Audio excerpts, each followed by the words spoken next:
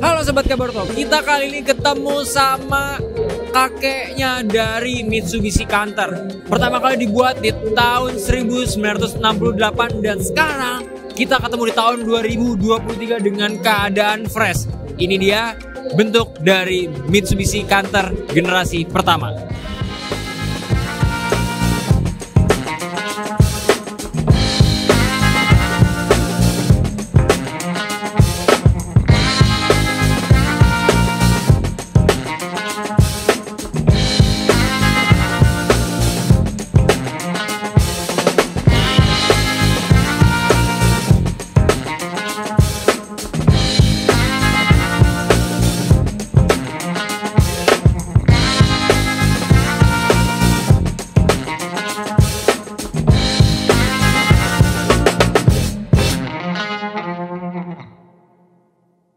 Nah, Sobat Kabarto, dari hall yang memajang banyak truk dan juga banyak bus, ada satu yang mencuri perhatian tim Kabarto yang namanya Mitsubishi Canter generasi pertama produksian tahun 1968.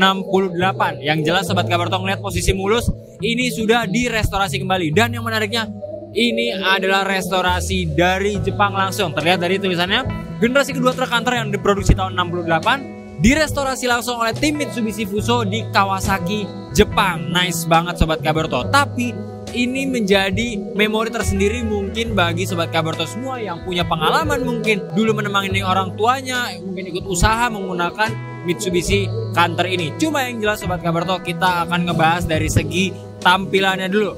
Yang jelas kalau misalnya Sobat Kabarto perhatikan headlamp zaman dulu jelas berbeda banget. Dulu tuh membulat dan masih full mika, bukan plastik, dan grillnya pun dibuat sesederhana mungkin dengan, nah ini dia Sobat Kabarto, lihat nih spion yang benar-benar simple banget dengan wiper masih terbuat dari besi, ditambah dengan antena juga, benar-benar kesan klasiknya dapat banget. Tapi kita mau coba tengok ke sampingnya, let's go.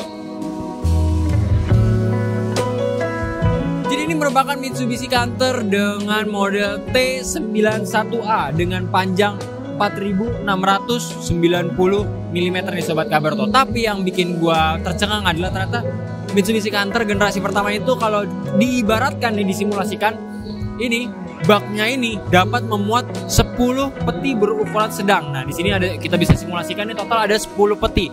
Yang berarti di masa kejayaannya Mitsubishi Canter generasi pertama ini terkenal dengan bak ataupun kabin belakang yang cukup luas untuk memuat barang bawaan.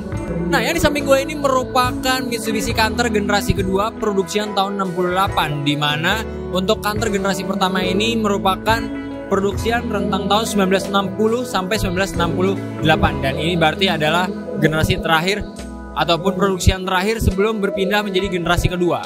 Dan sekarang kita akan membahas mengenai sektor kaki-kakinya. Nah, gue akan sedikit ke dalam nih Sobat Kabarto. Yang uniknya nih, jadi Mitsubishi itu tetap mempertahankan sektor kaki-kaki yang benar-benar kokoh untuk sebuah kendaraan heavy duty seperti Mitsubishi Canter ini, yang digunakan untuk memuat barang dan juga membawa barang. Yang jelas seperti yang pernah juga dibahas di konten Kabaroto, bahwasannya per down tetap diandalkan untuk kegiatan niaga di mobil-mobil pickup seperti Mitsubishi Canter ini. Cuma yang menariknya, kalau truk zaman dulu tuh bener-bener lumayan menarik nih Sob, dimana kalau Sobat Kabarto perhatikan nih, ini tidak sepenuhnya besi. Ternyata ini ada sebagian sanggahan yang terbuat dari kayu. Memang ini masih terbuat dari besi nih sasisnya, tapi untuk atasnya, untuk menyanggah dari baknya ini adalah terbuat dari kayu yang disambung atau diklip menggunakan besi dan juga mur.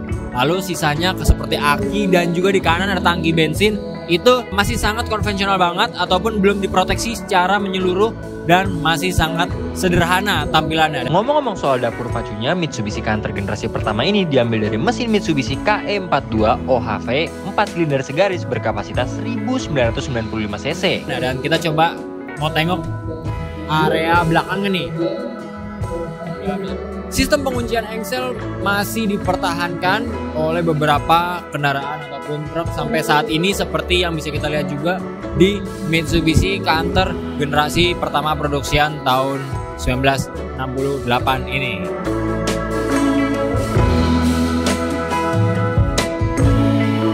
Nah Sobat Kabarto, sayang banget nih kita akan napak tilas sejarah dari Mitsubishi Canter, tapi untuk interiornya nggak dibuka. Tapi nggak masalah karena kacanya cukup terang.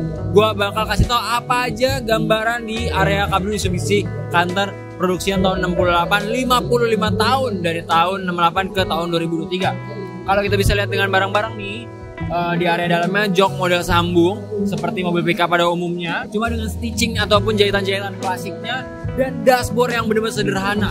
Dashboard tengahnya hanya diisi oleh radio dari Mitsubishi Electric, dan itu pun masih sangat konvensional, model putar, speedometer, dan juga fuel indikator atau indikator bensin masih sangat sederhana, dipadu dengan lingkar kemudi yang ada tuas di sebelah kiri untuk sen dan juga transmisinya nih sob. Dan yang menariknya juga nih Sobat Kabaroto, kalau misalkan Sobat Kabaroto pengen tahu zaman dulu itu ternyata transmisinya masih menggunakan seperti kalau zaman sekarang adalah tuas untuk sen sebelah kiri, dan itu disematkan juga oleh Mitsubishi Canter di sebelah kiri, tapi fungsinya adalah untuk perpindahan gigi ataupun transmisi di Mitsubishi Canter. Sisanya area kaki-kakinya hanya kolong-kolong sederhana aja, dan detail-detail lain seperti tombol hazard, tombol pengaturan aliran udara, dan juga tombol untuk pengaturan dari arah aliran angin blowernya pun juga disediakan. Sekilas sih kalau misalkan dilihat headroomnya masih cukup tinggi ya, tapi karena kita nggak bisa akses dan juga kita nggak bisa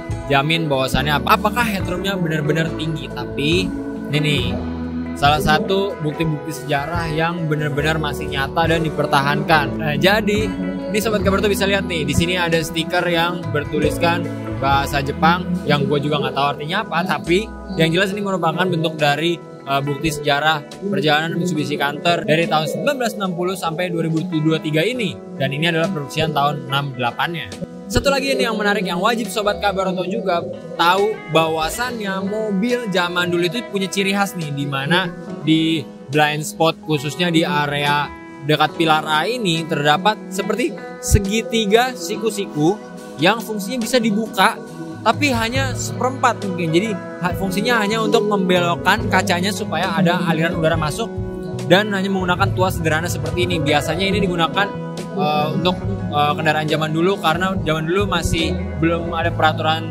resmi mengenai merokok di dalam mobil dan lain sebagainya.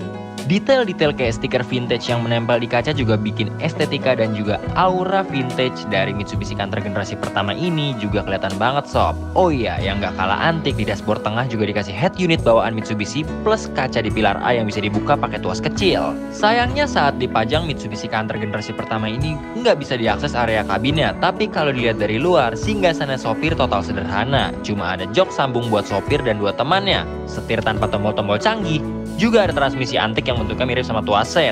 Pengunci pintu bak juga masih sederhana banget. Tingkat safety masih sederhana, kelihatan dari penempatan aki dan tangki bensin yang telanjang tanpa pelindung plus kayu buat tumpukan bak di atas sasis nih. Nah itu dia Sobat Kabarto, pembahasan mengenai Mitsubishi Canter lansiran tahun 1968. Yang jelas ini cukup menarik banget karena Mitsubishi sangat kreatif menghadirkan Mitsubishi Canter generasi pertama lansiran tahun 1968 yang direstorasi langsung di Kawasaki Jepang, yang fungsinya untuk nostalgia juga nih, karena di depan juga ada Canter generasi terbaru, tapi justru Mitsubishi Canter generasi awalnya yang jadi pusat perhatian. Kalau gitu gue Dion pamit undur diri, sampai ketemu di review-review menarik selama Gias 2023. Bye.